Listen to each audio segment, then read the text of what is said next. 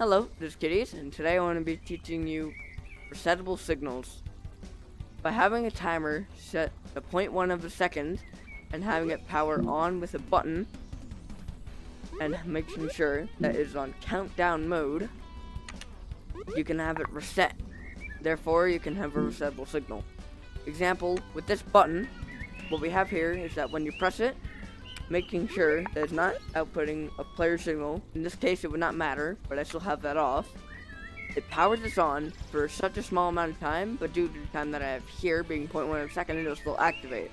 Once it activates, it'll play sound, but due to it being on countdown mode, it won't be able to play again until it's reset using this pin. I have 1.5 seconds of a delay before it resets.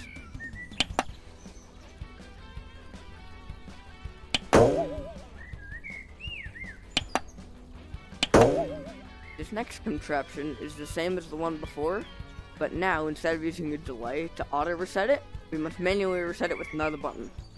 As simple as changing this reset pin to something else.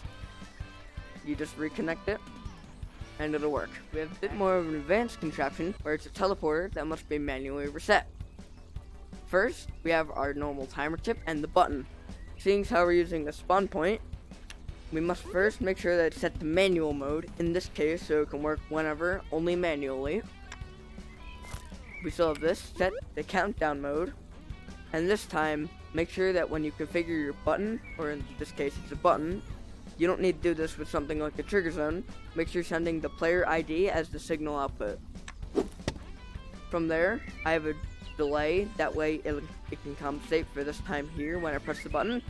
So that way the signal, when I use this comparer, using advanced mode on the not equal to, it'll check, is this not equal to 0? So when it equals 1, it'll output this player ID and spawn it here. If not, there's a message that will play where it says reset required. Let's test it out. Do not fully press. Like that, and as shown earlier, when it does not work, it must be reset. Well, that's all for this little tutorial.